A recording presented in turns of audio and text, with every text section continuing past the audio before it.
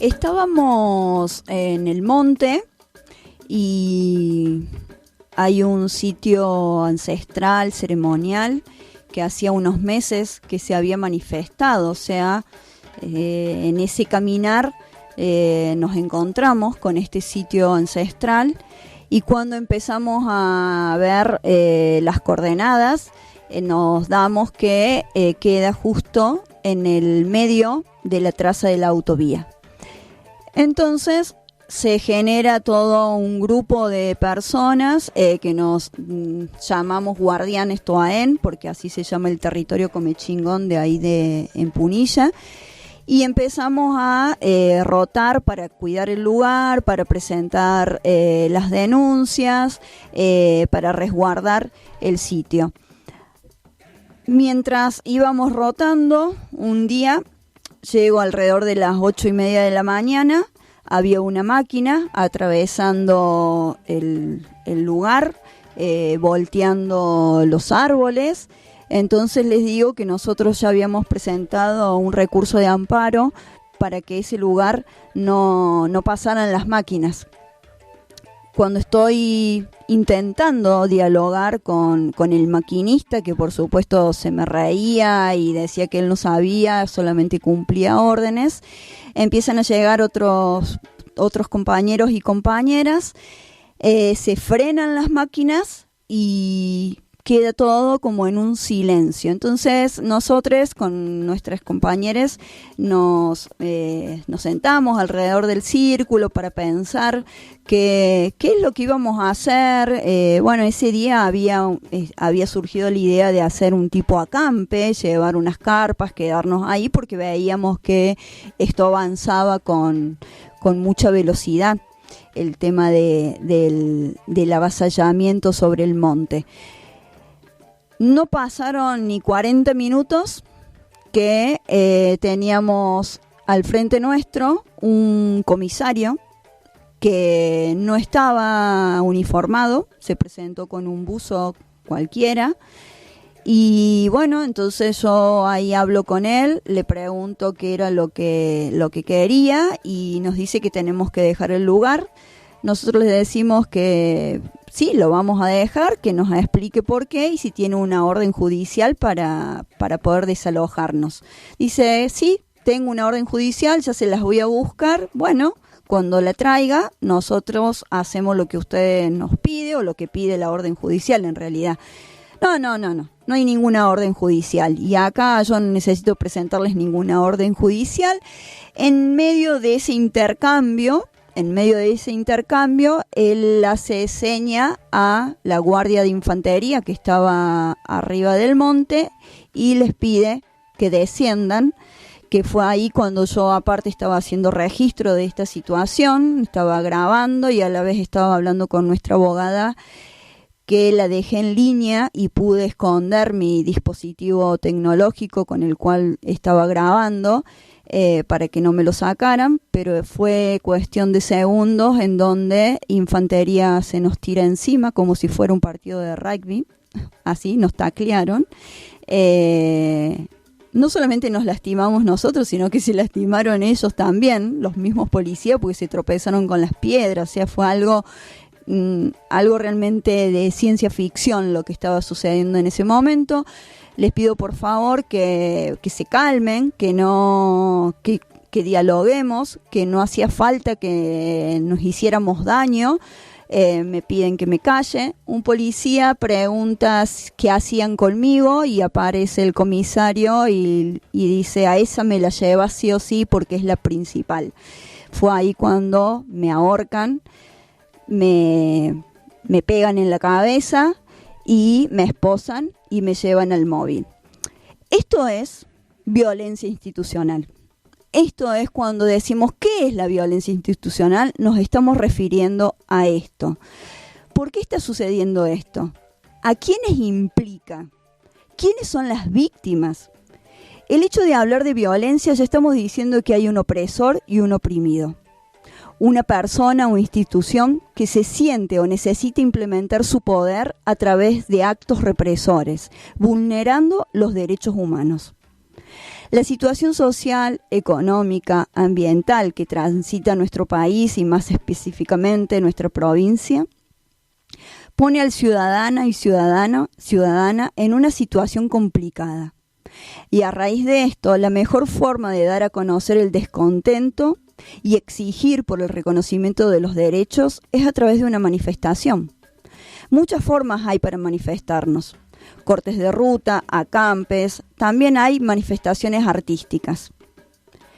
Pero desde el Estado, desde el gobierno, desde los gobiernos, se está buscando de todas formas de criminalizar la protesta. Es más, los legisladores de la Unión Cívica Radical y de Unión por Córdoba están trabajando sobre un proyecto para limitar la protesta, lo cual es un derecho de los pueblos. A raíz del tema de violencia institucional tenemos un audio de un compañero. Él está en la comisión en lucha contra la violencia institucional y la seguridad democrática de la Mesa Provincial de Trabajo por los Derechos Humanos, que nos va a explicar de lo que estamos hablando. Mariano Fernández, como decía, co-coordinador de la Comisión de Lucha contra la Violencia Institucional de la Mesa de Trabajo por los Derechos Humanos, responsable de Bosque de la Memoria de Villa Ciudad Parque y del Nodo Calamuchita por los Derechos Humanos. Los dejo con él. Cuando hablamos de violencia institucional, básicamente estamos hablando de cualquier hecho que por acción o omisión el Estado pueda ejercer sobre un ciudadano y una ciudadana en particular, en un territorio que pueda violentar, ¿no?, de alguna manera sus derechos constitucionales. Tenemos varios casos y varias aristas de esto, que quizás en su caso más extremo está el llamado gatillo fácil, ¿no?, que ya es una situación que no tiene retorno, cuando ya un pibe, una piba o una persona determinada es asesinada en manos de las fuerzas de seguridad o policiales o penitenciarias. Tenemos también la violencia que tiene que ver más con lo burocrático, ¿no?, cuando de repente no tenemos la posibilidad de realizar una denuncia correspondiente por determinado hecho en particular, cuando recibimos violencia psicológica en algún hospital, cuando no tenemos una igualdad de oportunidades o una buena y sana alimentación para nuestros pibes y nuestras pibas en las escuelas públicas. Es muy amplio el concepto de violencia institucional y básicamente es eso, ¿no?, cuando el Estado mismo es el que, por una causa u otra, ejerce una violencia de tipo física, psicológica, sobre una porción de la población, ¿no es cierto? Respecto de esto, también tenemos que mencionar que en este momento estamos en una situación particular, donde vemos que los casos se van acrecentando debido al malestar social, debido a la situación económica que estamos viviendo en el país y en la región, por supuesto, pero particularmente en nuestro país, en donde vemos que se empiezan a multiplicar los reclamos sociales, donde empezamos a tener más inconvenientes económicos y es donde se empieza a ver también la ausencia del Estado y la necesidad de que éste sea garante de los derechos básicos de los ciudadanos y ciudadanas, ¿no?, que tiene que ver con, como decíamos antes, con una alimentación digna, con un salario digno, con una educación equitativa para todos y todas las y los estudiantes, por supuesto, y para sus familias, una asistencia médica que corresponda con la salud de todos los ciudadanos y ciudadanas del territorio. Entonces ahí es donde nosotros vemos que se empiezan a acrecentar estos hechos, porque lamentablemente en vez de buscar soluciones, a veces en los estados, al verse de cierta manera encerrados en una política que no pueden sacar hacia adelante, cierran estos modelos con más represión y no con más justicia social para todos y todas. Entonces ahí son las instituciones, ¿no?, que se ponen al frente en cierta manera de esto, que son la mano de obra un poco de esta situación, como ser la policía, como ser el servicio penitenciario en el caso de las unidades penitenciarias, como ser los hospitales con la falta de insumos, como ser las escuelas con la mala alimentación o la escasa alimentación para pibes y pibas, o la falta de conectividad, computadoras, etcétera, ¿no? Ahí es donde se empieza a producir este inconveniente. Y en línea con eso, bueno, lamentablemente en estos días se está escuchando de cierta manera una alianza, una extraña alianza entre la UCR y Hacemos por Córdoba, con dos legisladores que se ponen tristemente de acuerdo en intentar presentar un proyecto que básicamente lo que está haciendo es cercenar ¿cómo decirlo?, las virtudes democráticas del pueblo organizado cuando se presenta en la calle a reclamar por sus derechos, ¿no? Vemos que es un proyecto que tiende a criminalizar la protesta, que busca mayor presencia policial en las calles, que busca ciertas medidas también extrañas, ¿no? Porque están hablando también de ciertas multas, quizás cuando estamos hablando justamente de que cuando se sale a la calle es por una cuestión también que tiene que ver con la economía de los hogares. Entonces, realmente nos preocupa, nos parece que no es la forma justamente cerrar con represión un modelo que viene en baja, ¿no?, hacia los bolsillos de los y las argentinas. Entonces creemos que esto es un punto preocupante en lo que viene hacia adelante, ¿no? Entonces lo que creemos también es que hay que luchar en contra de estas medidas y tratar de sacar medidas a favor del pueblo y no en detrimento de las demandas del mismo. Después, por otro lado, en democracia creemos que desde el 83 a esta parte no se han vulnerado los derechos. Nunca, lamentablemente, hemos podido conseguir una democracia plena. Es muy difícil esto, por supuesto, no podemos ser tampoco ciegos en esto, sino aceptar la realidad. No es nada fácil retornar de un proceso dictatorial tan largo y tan cruento que tuvimos en nuestro país y en toda la región, en todo el Cono Sur, pero creemos que es preocupante también los miles de casos de muertos a manos de las fuerzas de seguridad desde el 83 a esta parte, en esta provincia en particular, que tiene un alto porcentaje dentro de esa triste lista. Y en los últimos días, podríamos decir, vimos que renunciaron al ex ministro de Seguridad Mosquera y esperamos ahora poder ir hacia adelante en el diálogo y dejar de lado lo que tiene que ver con la represión al pueblo o la complicidad, cierta manera, con fiscales y cúpulas policiales para también, mediante el armado de causas, ¿no?, tratar de domesticar, diría yo, la protesta social, tanto sea en casos que tengan que ver con cuestiones económicas como ambientales, ¿no?, que sabemos que es una provincia que tiene bastantes inconvenientes en este sentido.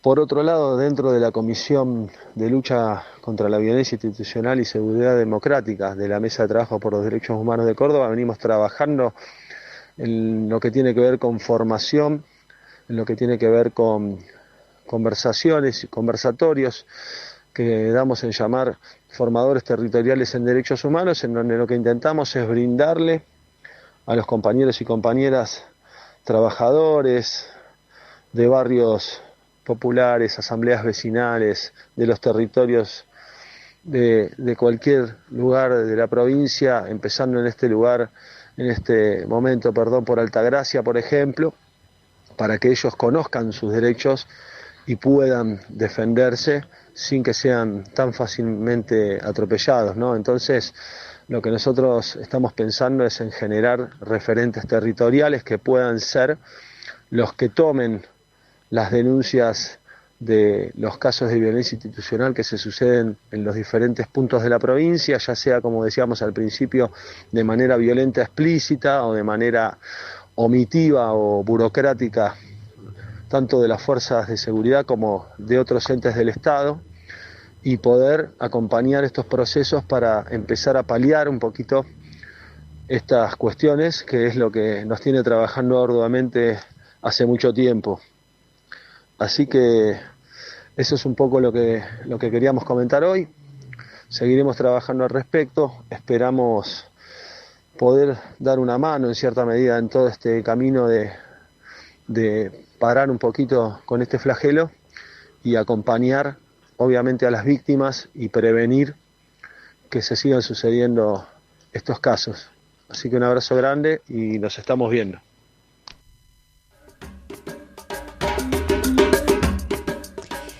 Gracias a Mariano por haber colaborado con este audio, que es muy interesante todo lo que nos fue contando. Quería agregar, yo trabajo en muchas ocasiones con Mariano en relación a la formación de promotores en derechos humanos, y él dio a conocer que estuvimos en Altagracia y quería nombrar a la gente de Altagracia porque es una planta recicladora que fue conformada por gente cartoneros y cartoneras que se fueron organizando y conformaron una cooperativa, y hoy son una organización familiar.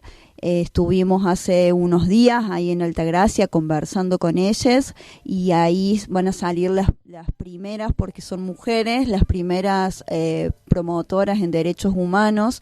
¿Y qué significa ser promotores en derechos humanos? Poder tener las herramientas, que las herramientas las tenemos que tener todos, por supuesto, ¿no? Para defendernos o saber qué posición o qué decir ante una situación de violencia. En este caso se conforman las promotoras como mediadoras como dije anteriormente, en una situación de violencia institucional, para poder dialogar y, por lo menos en el caso de que un compañero o compañera sea detenida, poder saber a dónde se los va a llevar y tener toda la información necesaria. Así que quería nombrar creo que iban a estar escuchando, pero bueno, como no llega tanto, es en Altagracia, así que ya después cuando lo grabemos al programa se los vamos a mandar.